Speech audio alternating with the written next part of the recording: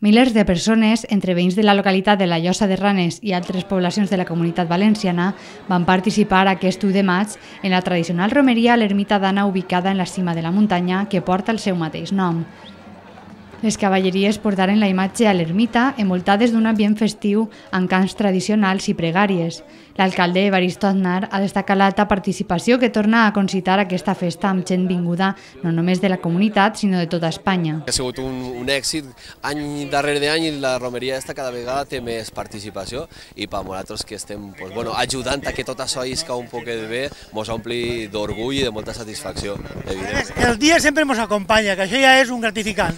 Sí, perquè no ha fet ni el sol que ens havíem previst, ha fet un dia que en un poquet d'airet, en alguns núvols que ens tapen i ens fan ombra, i la veritat és que s'agraeix perquè la pujadeta és dureta i un poquet d'airet com el que està fent ara ens ajuda a descansar.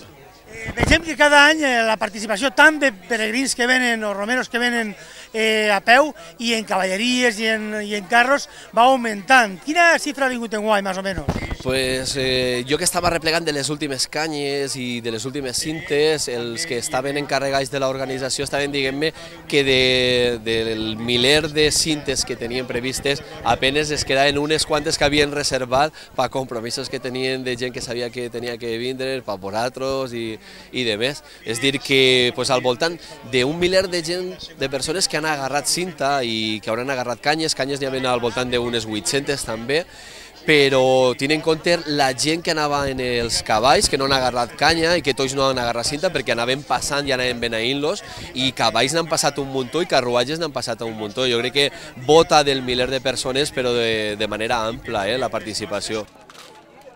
La romeria es va perdre en 1931, però es tornà a recuperar en 1986, darrere el restaurament de l'ermita. Són moltes les llegendes existents sobre l'ermita i la muntanya, la majoria de caràcter espiritual. Totes elles es remunten a temps de la Reconquesta.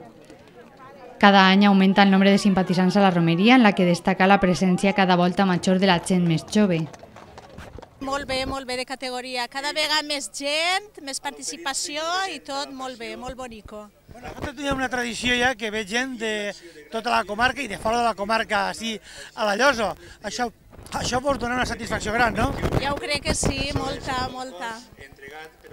I, venen així, feu la missa, conta'm un poc com ho vius tu, a veure.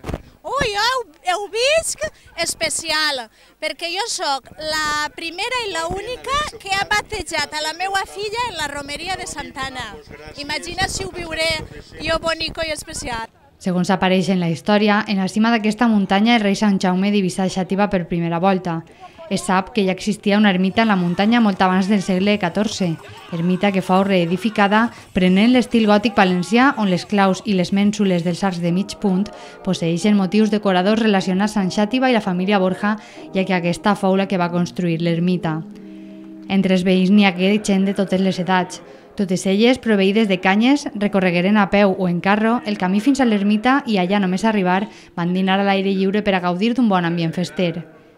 Sí, te trobes gent de tots els pobles, te trobes gent de tavernes, te trobes gent de la Canal, te trobes gent de la Vall d'Albaida, vull dir, mos ve gent, evidentment, de la Costera, que és la nostra comarca. Esta és una festa de tots i sempre aprofite per a convidar i per a que la gent, que els que no coneixen esta festa, vinguen, acudisquen, puguen disfrutar de lo que és el paratge de Santana i cada un agarra la part de festa que vol. Ara mateix està la part religiosa, està la part lúdica, està la part del paisatge, de disfrutar d'un entorn meravellós com és este paratge de Santana, i m'agradaria que la gent el coneguera i que poguera vindre a disfrutar d'esta romeria de la Llosa de Ranes, que és una festa oberta a tota la gent. Per als veïns de la Llosa de Ranes, esta festivitat és una de les seues senyes d'identitat més importants.